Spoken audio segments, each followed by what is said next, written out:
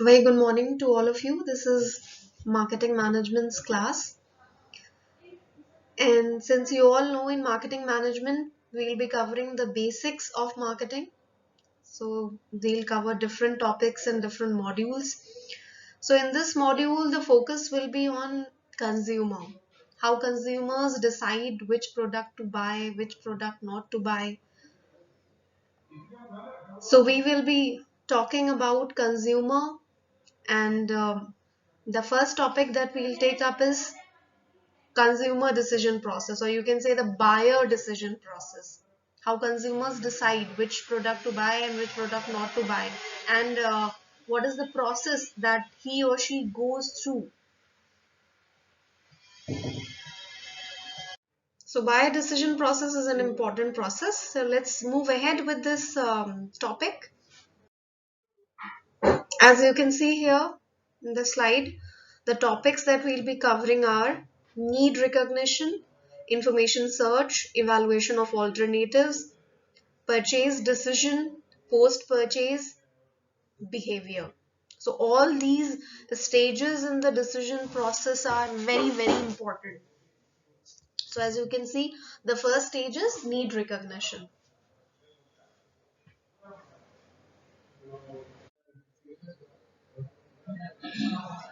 So you can see the diagram over here. So first, what will happen? First, the consumer will recognize his or her needs. Then what will happen? He or she will search out for the information, relevant information about things which can satisfy that need. Then and there will be the third stage, that is evaluation of alternatives. After searching, he or she will find out, okay, yes, there are certain products which can satisfy my need, which can be a solution to my problem. So all those alternatives will be evaluated. Alternative A, alternative B, alternative C, alternative D. So likewise, evaluation of all the alternatives will take place. And then finally there will be purchase decision. The consumer will decide, okay, this is the product that I want to go with. I want to go with alternative A. I don't like B and C, and D is very costly, so I cannot go with that. So I will go with A. So purchase decision will be made, and then after purchase decision, what will happen? The post purchase decision will come into picture. That means after purchasing the product or service, whether that person is satisfied, dissatisfied, whether he's recommending this product or service to somebody else or not, whether he's indulging in positive word of mouth or not. So post-purchase decision will be related to that. So the buyer decision process does not end on purchase decision only. Post-purchase decision, post-purchase behavior is also very, very important. Then let's move to next slide. So now here they are elaborating each and every stage. So first stage is need recognition. Need recognition occurs when the buyer recognizes a problem or need which is triggered by internal or external stimuli. So let us say I'm feeling hungry, I'm feeling sleepy, I'm feeling thirsty. So what is this?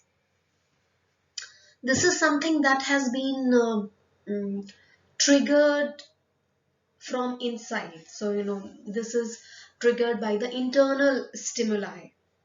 Now, there can be certain external stimuli also. For example, I see my friend wearing a watch, a very beautiful watch. So, I feel like, yes, I also need a watch like this, because I go out in public and people see me, and I feel that, I should have a good watch to wear. And I like watches, so this watch will be perfect. So no, this is an external stimuli. This is something that I feel I need it. I need, just by seeing my friend, I realize that I need this kind of watch. So this is the external stimuli. Or for example, you are in a store. You are there and you are seeing goods and different types of products there, and you feel like you need to buy this just because from long time back you wanted this product.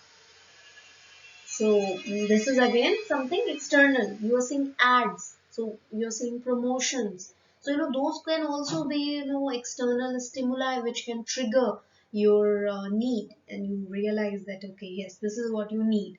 So need recognition can be triggered by internal stimuli also. It can be triggered by external stimuli also.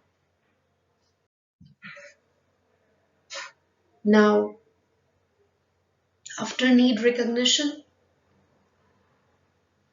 there is another stage, that is information search. In information search, there are following things which are important. So, how much important your drive is, whatever you need, what is the strength of that need, what is the strength of that drive, what is the amount of information you start with, how much information you already have about that product, how easily you can obtain that information, how much value you place to the additional information, whether you feel that okay, you already have a lot of information, so there's no need to get extra information, I will go and buy that product because I already know about that product. But then there are situations where you're buying a product for the first time and you need additional information, and it's very important for you to get additional information. So this is what they are talking about, and also the satisfaction from searching. So most of the times, most of the consumers want to make an informed decision. Okay, I want to know about all the alternatives. I want to know about this particular product in depth, and then I'll go and buy that product. So that satisfaction is important. You want to be satisfied before buying a product. Okay, I have searched about this product and now I want to buy this product. So information search again is an important stage. So they are saying that these are the different options that you can use to search for information. Personal sources, family and friends. So your family and friends, of course, they are a good source of information. Like I said, sometimes you see your friends wearing a watch or using certain mobile phone, and you feel like going and asking them, "Ki, yes, tell me, where did you get this from? And tell me about this watch, about this phone. How is it?" So you get a lot of information from your friends and your family. Advertisements, of course, that's why companies are spending a lot of money on advertisement. Okay, yes, this is why they are spending so much money. Advertisement, internet, so that people can get information about the products. For example, Apple is giving you information about each and everything. Like when they reduce the cost, they started a campaign, more love, less money. So likewise, they were telling you that yes, now you can get more from Apple. Now our costs have been reduced, and now they have introduced this new version 12 of iPhone. So now again they are telling you in iPhone 12 what are the new features. So again, it's a source of information for you. So advertisements, promotions, whether they are using social media, again they are all a source of information for consumers. Now let us see what. Now they have shown all these things in this table: personal, commercial, public, experiential. So all these sources of information are very important. But then the mostly used ones are uh, personal sources and the commercial sources. Advertisement, salespeople, again, salespeople also convey a lot of information about a product. You go to a store and you just ask a person. For example, you go to a Bata store and you want to get information about the slippers and shoes available there. So now those sales people are of great help. They will tell you that okay, yes ma'am, these are the shoes for winters and summers, and these are in this range, and this is the speciality of this shoe and that sandal. So likewise, you get to know a lot of information from salespeople also. A lot of salespeople go to your home uh, and advertise their products, promote their products. So they are a great source of information for you. Websites, retailers, wholesalers, they are also an important source of information for you. Packaging. So, on the packet, most of the times the companies would want to provide, as much information as they could in that short packaging packet that they use. Displays, so in superstores and malls, so displays are also important. There you can get information about the product. Okay, what is the origin of the product, what is the date of manufacture, what is the date of expiry, if there is. So let us see what is the next stage. As I have already told you, the next stage is evaluation of alternatives. So you will see what are the alternatives which are available. Like, let me take an example. For example, you are hungry and you want to eat something. So now there can be different alternatives available for you. You can go to Pizza Hut, you can go to McDonald's, you can have a meal at Haldiram's. So likewise, you have many options. Now, how you are going to evaluate those options is important. How much do you want to spend? Whether you want to eat, a full meal, or you just want to eat a burger, or you just want to eat a pizza. Which kind of meal you want, whether you want it vegetarian meal or a non-vegetarian meal. So again, these all criteria can be used to come to a decision. Okay, yes, I want to eat only vegetarian and I want to eat it only from Haldiram's. So now then you can decide, okay, yes, I want to go to Haldiram's only. So, but then in this stage, you will actually be evaluating different options that you have. You're hungry and you can eat all these things. Burger, pizza, and something vegetarian. So you will evaluate all these options, and then you will finally move on to the purchase decision. The purchase decision can be affected by attitude of others, unexpected situational factors.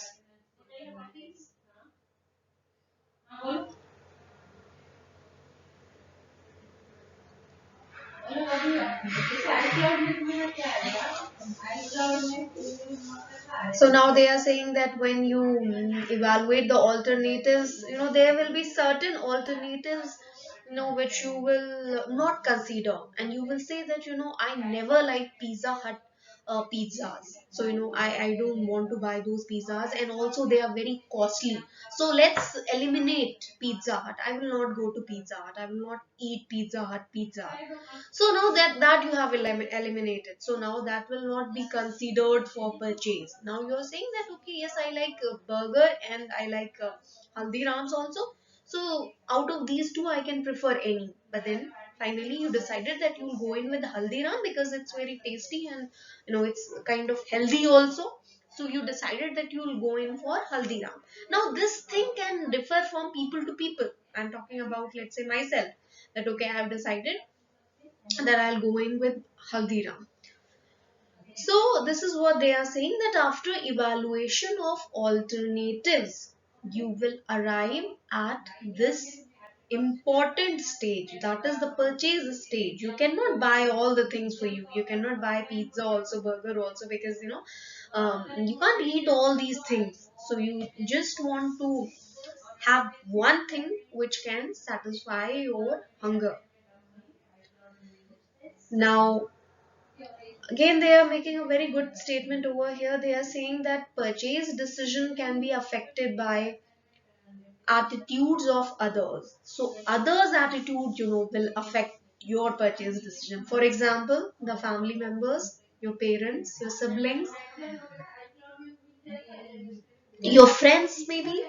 So those people will affect your choice. Okay, yes, for example, you're choosing a cloth for yourself for an occasion. Now you feel that your parents will not be okay with that kind of dress, so you feel that okay, no, no, no, I cannot buy this kind of dress, although I like it, but I cannot buy this dress to wear on that occasion because everybody will be there, my parents, my siblings and other elders will be there, I cannot wear this kind of dress. So now again you see that your purchase decision has got affected by what others will think, attitude of others. And there can be another thing that can happen, that is unexpected situational factors. Now they are saying that some unexpected situational factors can occur and that can influence your purchase decision. So this can also happen. Situational factors are again very important. Different types of situational factors can be there. Now,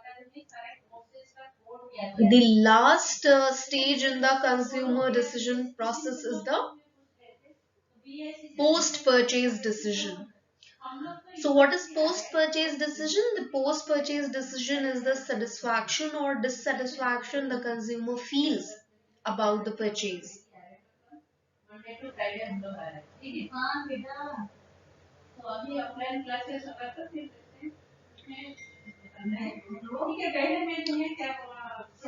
So, as I said, there can be satisfaction, there can be dissatisfaction after the purchase.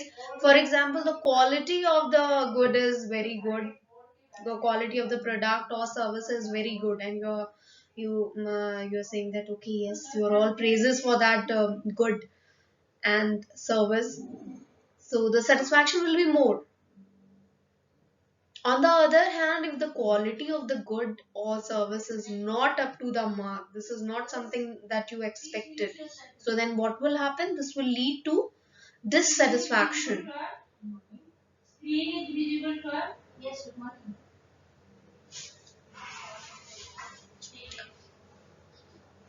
So as you can see on the slide also, the post-purchase decision, and the satisfaction and the dissatisfaction, it actually shows the relationship between consumers' expectations and the product's performance. So what do you expect and what do you get?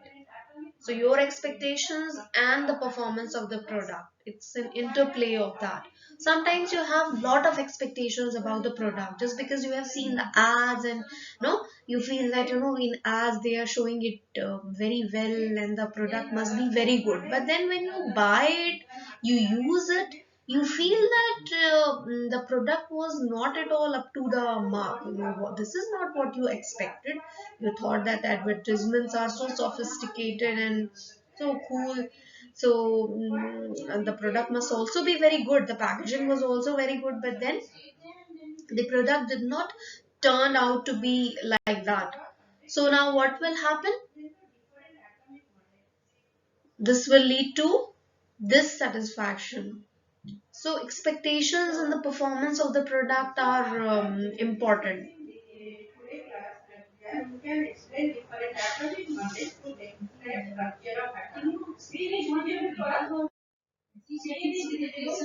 Now they are talking about an important concept over here, that is called as cognitive dissonance. Now they are saying that if your expectations are more and the performance is less, then what will happen? It will lead to dissatisfaction. And cognitive dissonance is basically a discomfort that is caused by the post purchase conflict. Cognitive dissonance, it's a psychological phenomena. And here what happens is that when you buy a product, you feel that now this product has turned out to be so bad. Why did I consider the other options which were there? Why did I consider the other options which were there, like option B, option C and D? So why did I consider only A? So cognitive dissonance is basically a discomfort that is caused by the post purchase conflict. So in a product you can get some advantages also, some disadvantages also, but then you feel that these disadvantages would not have been there if I would have chosen something else. I would have chosen some other option for myself. So now this cognitive dissonance is something that most of us feel. After purchasing the product, we feel that we should have considered something else, something better.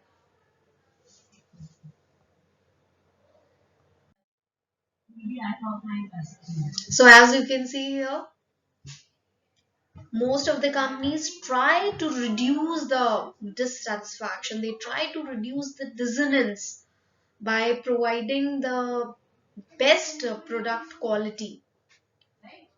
So if the product quality is good, then what will happen? The customer will be satisfied. The customer will repeat purchase. Repeat purchase means buying that product again, buying that service again.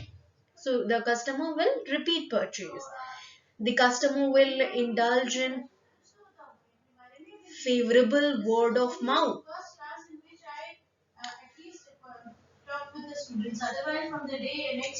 Favorable word of mouth. So favorable word of mouth means the customer will praise about that product, tell others that okay, this is the product which is very good and you should also buy this product. So word of mouth has got a lot of relevance in marketing. Every company tries that their customers indulge in positive word of mouth. So positive word of mouth is very important, and this will come only when the customers are satisfied. If they are dissatisfied, then what will happen? They will indulge in negative word of mouth. They will say that okay, that product is worst. You should not be buying that product because my experience with that product is has been very very bad, and you should also not consider that product. So see how much damage a consumer is doing to the company. He or she is telling others also not to buy a product just because his or her own experience has been bad. So satisfaction of the consumer has lot of consequences for the company. That's why they focus on keeping their customers satisfied and happy. Less attention to competitors, third point. So obviously if you're satisfied with the product, what will happen? You will stick to that company. You will say no, this company is best, I have got this company and now I will be buying the product from this company only. So I will not be looking out for some other company because I'm totally satisfied with this company. So you will pay less attention to the competitors and you will not buy other products. You will not switch to other products because you are satisfied with your present company. So why will you switch to other products? And obviously when these things will happen, what will happen? It will increase the customer lifetime value. So this was the last stage, post purchase stage. And this is it for the class. These are the references that I have used. So in this class, I have informed you about the consumer decision process or buyer decision process, what kind of stages a buyer goes through. So five stages have been discussed, and all these five stages are very very important and they have practical implications. So thanks a lot everyone. We'll meet again in the next class.